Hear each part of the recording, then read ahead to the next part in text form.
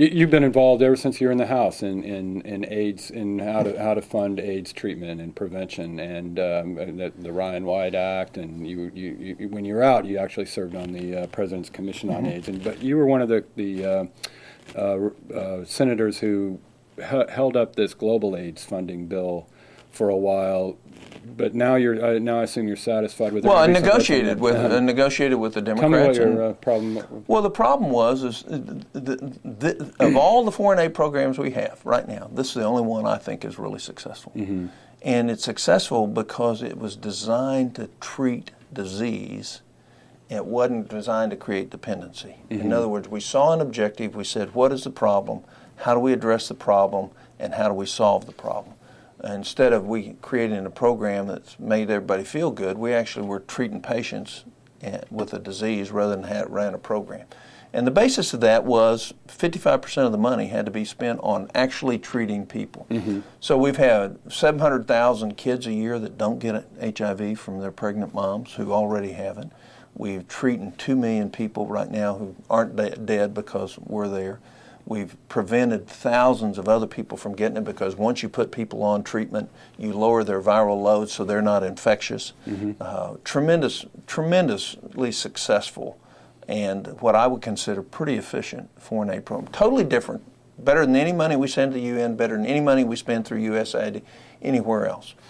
Well, this bill gutted the very thing that made, when this bill came through the House and with the White House, the very thing that I think made it successful was mandating that you had to make sure people got the money mm-hmm. through a drug, rather than agencies and meetings and advisors and consultant groups and conferences spent the money. Mm-hmm. We got that money in there. And so that's why I'm for it. I'm not for $50 billion. We don't have $50 billion to do over the next 5 years. But we could certainly incrementally increase it because we're going to become more efficient.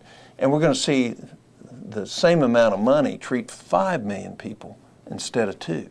So when you go to Africa or you go to the Caribbean, you ask anybody about PEPFAR, it's about treatment. Mm-hmm. People, it's about America saved my life. Americans saved my life. Now, nowhere else do you go in the world you hear that. And they were going to ruin that aspect of mm-hmm. it. And look, our foreign aid programs are shambles. There's no transparency to them. They're wasteful. About 10 cents on every dollar actually goes to help somebody. In PEPFAR, at least 60 or 70 cents was actually making a difference in somebody's life. And I wasn't about to let that get ruined and back into the organizations. Most of our foreign aid is about helping the people that are designed to help the people. Mm-hmm. They make all the money. And this one is we actually designed a foreign aid program that actually helped people. Mm-hmm. You said when you first came to the Senate that you were going to learn the rules when thoroughly before your first session began, and mm-hmm. you did. And your name, under the Senate rules, a single senator is able to hold a bill essentially from being considered. And the Senate tries to fast track a lot of bills. Well, let me correct you because everybody says that. Uh-huh. No single senator can keep any bill from being considered. A single senator can keep it from being considered by unanimous consent. Right. But that's a very key difference. The fast track. The fast track says is you don't get a vote, mm-hmm. you don't get to amend, and you, in essence, say you agree with the bill. Right.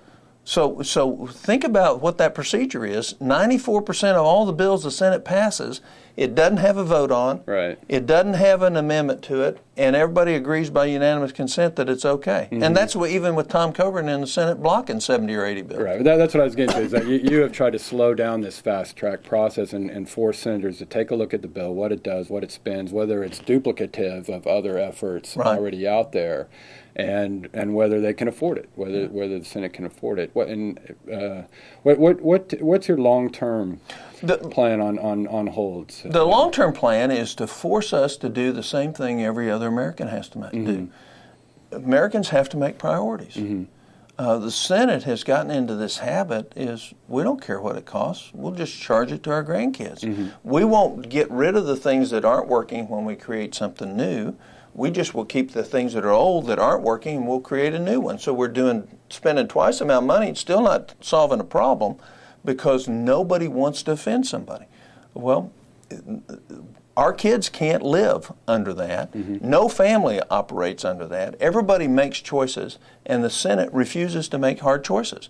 And, it's 99-1 in the Senate. It's really not that bad. But, 91% of the American people don't have any confidence in the Senate. And so I'd rather side with the 91% of the American people who get it. They make hard decisions every day. They have to make a priority. They have to choose what they can't do because they have to do what they must do. The Senate needs to start acting that way. We have a government that's 3 times bigger than it should be. We can't afford it. We can't pay the bills for Medicare, Medicaid, and Social Security starting in about 7 years. Isn't it time we grew up and start living within our means? And so I'm happy to have a discussion with anybody that wants to listen. I'm not against most of these bills. I'm against increasing the spending or not paying for them. I think some of them are great bills, but we ought to have a debate about, well, here's the things you're already doing this. They aren't working. Why don't we eliminate this before we create this? Right. But there's no overall effort to live within our means. And so I'm going to side with the vast majority of Americans that say we got to live within our means. We have to make hard choices.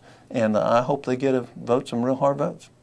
Senator, thanks so much for coming in. I really appreciate it. Good to be with you.